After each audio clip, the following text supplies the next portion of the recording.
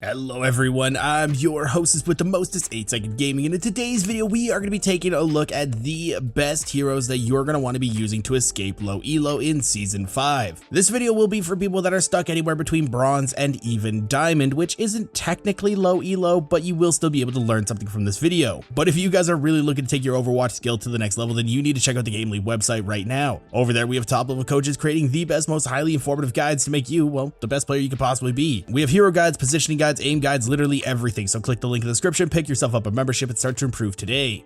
But okay, let's get into things, and first off we have to talk about some key fundamentals you'll need to understand before we specifically talk about the heroes you should play, as they will be equally as important, if not more important, to learn than the heroes themselves. Overwatch is a game all about resources. Being the team with more resources will almost always guarantee that you win the fight. The only thing that can change this are instant death abilities and or heroes such as Hanzo's headshot, or being in the middle of his Storm Dragon ultimate, or even CC that completely changes the tide of a fight, for example a 5-man Earth Shatter. Resources can be complicated, but simply put, everything is a resource. The time bank on the map, how many meters forward the payload has been pushed, your health, your cooldowns on your abilities, and the space you have created to play. There are many more, but we can't list them all here. Maximizing these resources where possible is essential regardless of who you play. As a tank, you must create space for your team to create play potential for your DPS. As a DPS, creating pressure on an off angle or stripping away at enemies' HP from your front line severely takes away enemy resources, as pressure creates space in and of itself. And as a support, you maintain your team's healing resources to keep the sustain up and control how fast the enemy team can play. This also can be called holding the tempo of the fight. So the heroes we will pick in this list will be the ones that help you do these things easiest. Tanks such as Doomfist and Wrecking Ball can have extremely complicated playstyles when understanding how space management should be applied, and although you can certainly find great success on them, we absolutely can't recommend them in a low elo guide. So let's actually talk about which heroes you should be playing now. And starting up first, we have Tank. And for a tank, as mentioned previously, we need to pick a hero that works on most maps and can take as many of the enemy team's resources as possible while using little of your team's resources. And although D.Va is an amazing option as she is the most versatile pick in the game, we have to give the pick, although less viable on dive focus maps, to Orisa.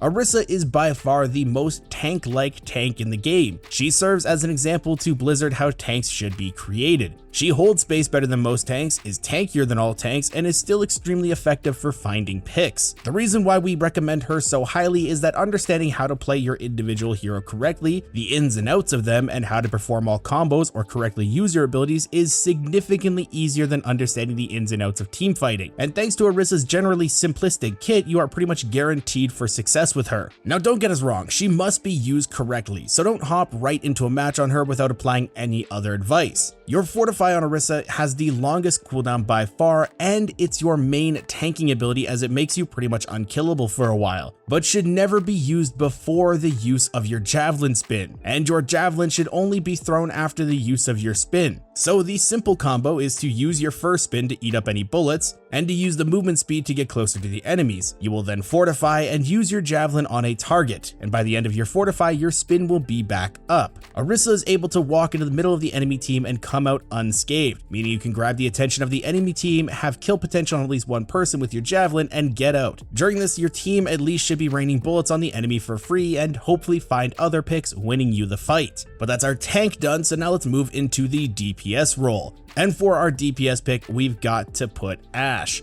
Ashe is an amazing pick at all skill levels, and we feel safe putting her here even for the lowest of ranks because, as we mentioned on our tank pick, learning to master your individual hero is a million times easier than mastering team play. We insist you don't feel overwhelmed by Ashe's kit. It is extremely diverse, especially with the fact that you have 2 firing modes, which both must be utilized at correct times. However, we are confident if you head to the practice range and get a good feel for her kit, you will become a monster on this hero. But here's a quick rundown to get you started. Your Dynamite is an ability that should rarely be used for the sole purpose of ult charge. Using it while the enemy team looks to engage or when your team is looking to engage is key, as it both gains ult charge and drains resources in crucial moments. It's incredibly simple to hit once you quit panicking trying to hit it, just scope in and click. Its natural arc will have it end up going into your crosshair anyway, so you don't even need to move. And as for Coach Gun, you must use it sparingly, as being caught without it will only lead to your downfall. If you wish to use it to obtain the high ground, you must ensure you don't have anyone in range to threaten you, as having it in a duel can both get you out of trouble, plus when hitting an enemy with it they will receive upward momentum, putting them in a predictable movement pattern for an easy headshot. Now for her ultimate, this is one that must be used to either obtain or maintain space for yourself. Sure, it is great to use on the point in any overtime situation, but outside of that simplicity, it needs to be considered as the tank in your back pocket.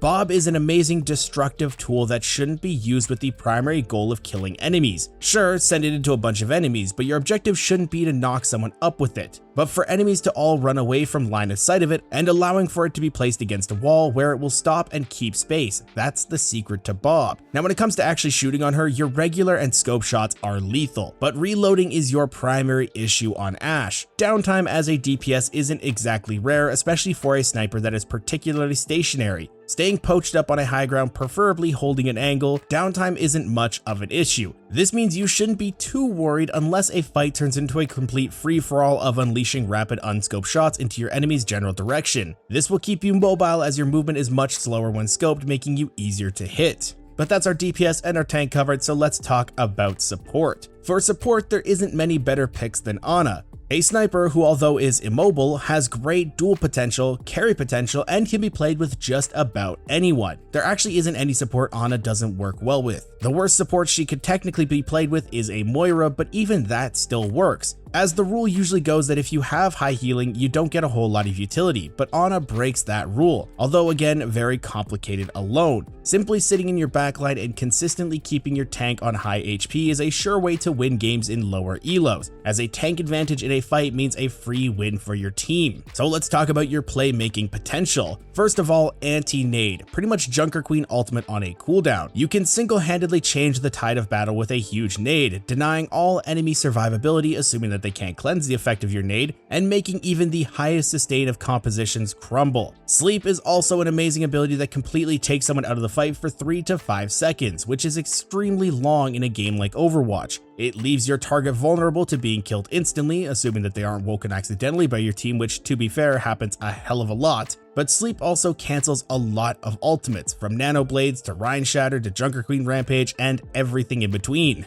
And of course you have Nano Boost. What better way to win games than to be able to negate your inting tank from dying, healing them instantly to over half their health and giving them 50% damage reduction as well as the damage increase, making them even more of a raid boss than they already are, and saving for moments where they are about to die will both expend enemy resources and save you some in the long run. Overall though, being an efficient Overwatch player is what wins you games. Orisa can always create situations where her team has more resources as she tanks the enemy's face on. Ashe drains them at incredible rates with her high damage and can create picks extremely freely. And Ana has amazing sustain as well as carry potential within her kit, and mastering these heroes will certainly help you escape low elo. But let us know your favorite hero to climb in the comments down below, and if you guys want to stay up to date with the latest greatest Overwatch 2 tips, tricks, and news, don't forget to smash that like and subscribe button. Thanks all for watching. Once again, a mate second game, and I'll see you guys in the next one. But if you guys are really looking to take your Overwatch game to the next level, then you need to check out the GameLeap website right now. Over there, we have top level coaches creating the best, most highly informative guides possible to make you the best player you can be. Doesn't matter if you want to get better positioning, decision making, aim, learn new heroes, it doesn't matter. We have guides for you. So click the link in the description, pick yourself up a membership, and start to improve today.